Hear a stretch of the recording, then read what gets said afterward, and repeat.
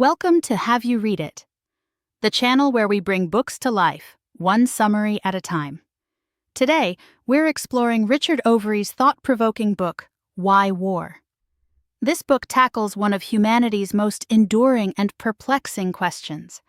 Why do we fight? Overy, a renowned historian of 20th century warfare, takes a sweeping look at this question, exploring perspectives from various disciplines, from biology and psychology to anthropology and ecology, and examining historical and contemporary examples of conflict. Overy begins his exploration with a fascinating anecdote about a 1932 correspondence between Albert Einstein and Sigmund Freud, where Einstein posed the question, "Is there a way of delivering mankind from the menace of war?" Freud's rather pessimistic response pointed to an inherent death drive within humans, a destructive impulse that he believed fueled conflict. This sets the stage for Overy's investigation into the various theories that attempt to explain war's origins and persistence. The book is structured in two parts. Part 1 examines the human sciences perspectives on war, biology, psychology, anthropology, and ecology, exploring how these disciplines understand war's role in human evolution and behavior.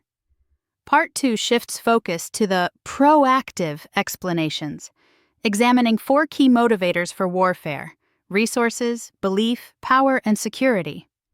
One of the central debates Overy highlights is the question of when warfare began. Some argue that war is a relatively recent phenomenon, emerging only with the formation of organized states capable of mobilizing large armies and resources. Others contend that warfare, in some form, has existed throughout human history, even among pre-state societies. Overy adopts a broader definition of warfare as collective, purposive, lethal, intergroup violence, encompassing various forms of conflict, from raids and ambushes to pitched battles. This allows him to explore the roots of conflict in prehistoric times, drawing on archaeological evidence like skeletal trauma, weaponry, fortifications, and even cave drawings. In Part 1, Chapter 1, on biology, the sources explore how biological factors might contribute to warfare. Darwin's theory of evolution and the concept of survival of the fittest have been used to argue that warfare is a natural, even beneficial process of eliminating the weak.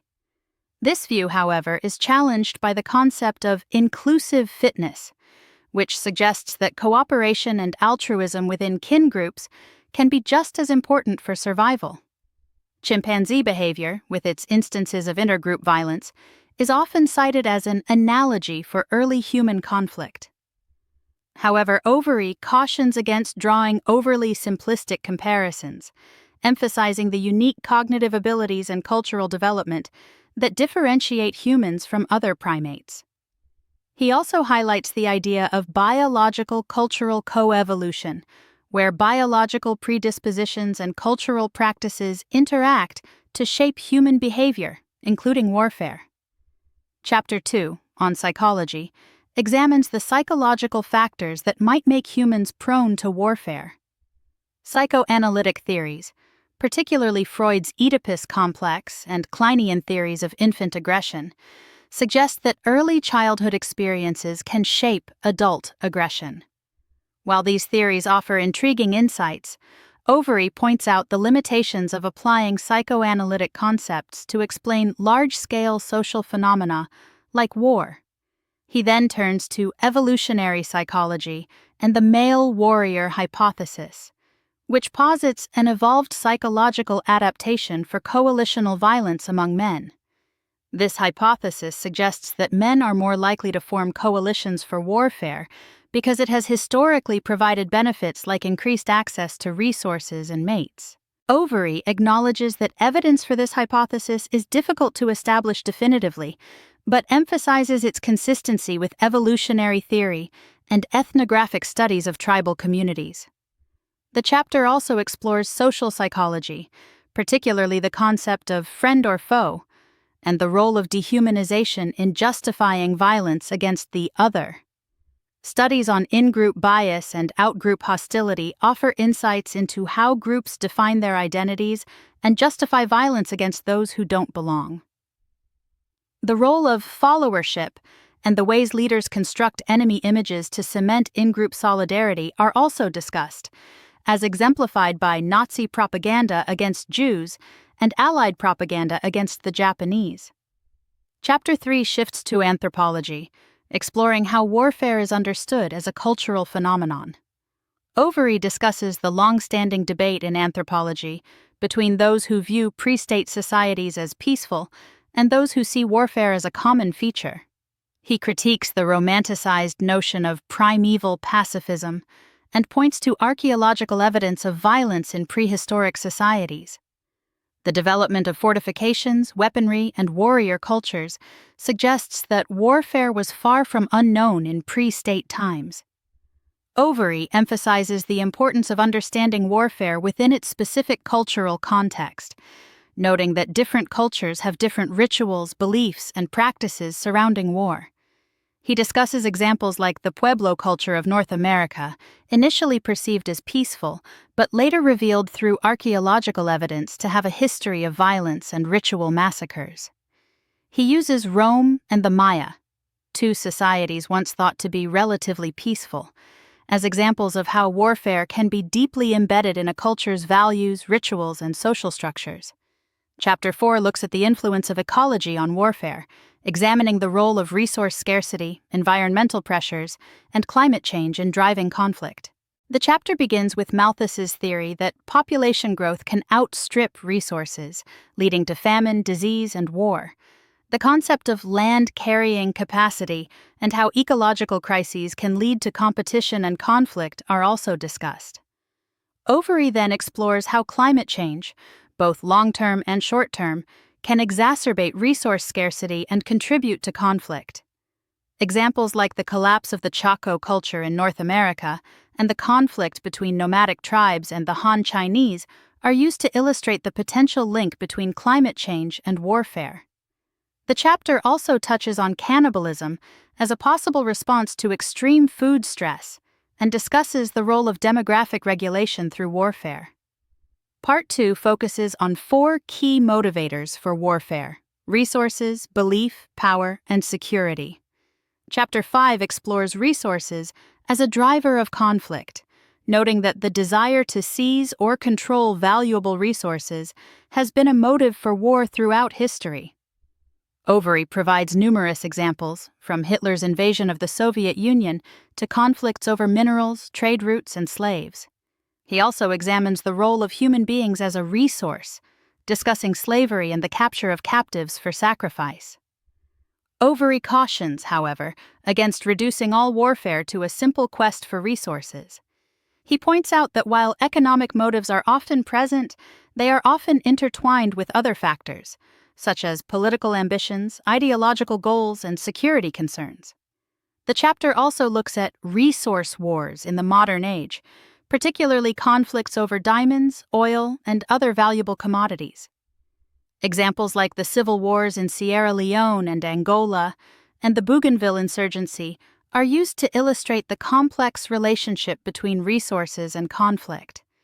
Chapter 6 focuses on the role of belief in motivating warfare, examining how religious faith, supernatural beliefs, and political ideologies can fuel conflict.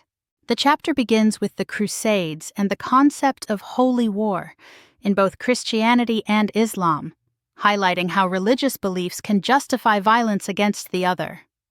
Overy then explores the role of cosmology and warfare in pre-state societies, drawing on examples like the Aztec Empire, whose cosmology was deeply intertwined with warfare and human sacrifice. The chapter then examines the role of ideology in 20th century conflicts, focusing on totalitarian regimes and the concept of political religions.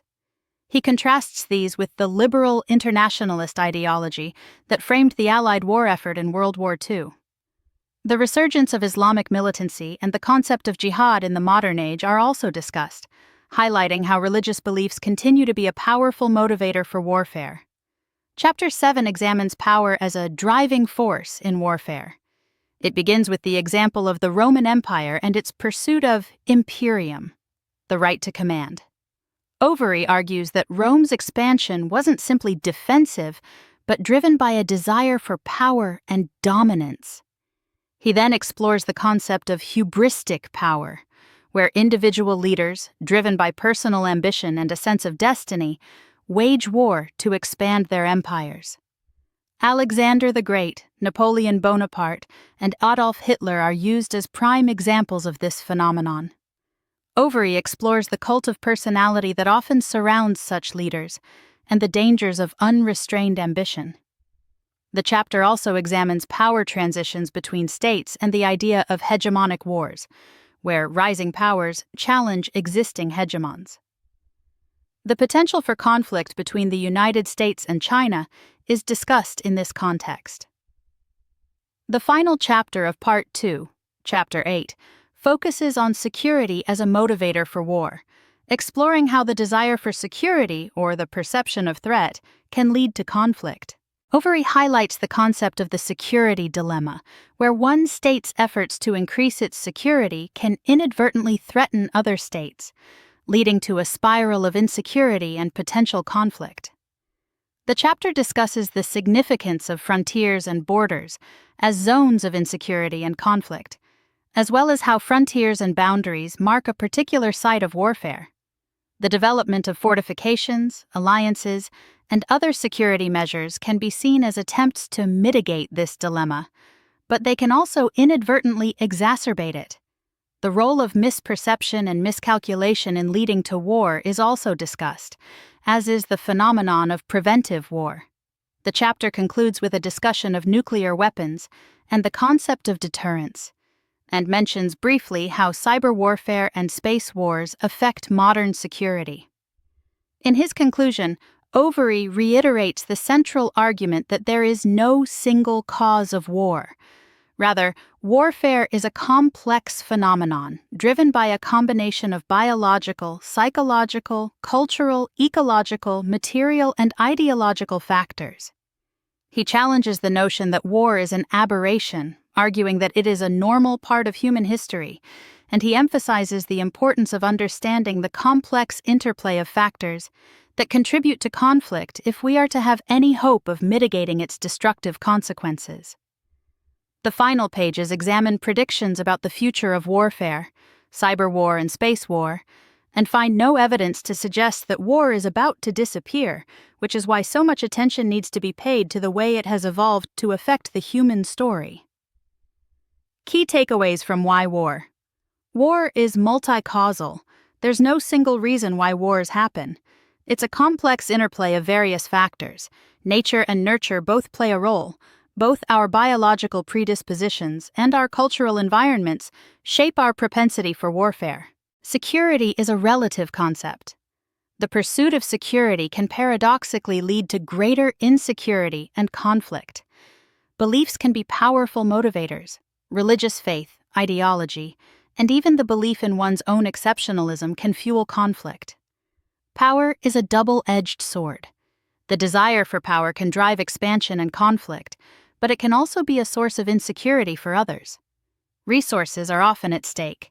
While not the sole cause, competition for resources often underlies many conflicts. Easy to remember heuristics. The 4 horsemen of war: resources, belief, power, and security. These 4 factors are often key drivers of conflict. The security spiral. The pursuit of security can create a self-reinforcing cycle of insecurity and conflict. The hubris trap. Leaders' inflated sense of self-importance and destiny can lead to disastrous wars. Thanks for watching.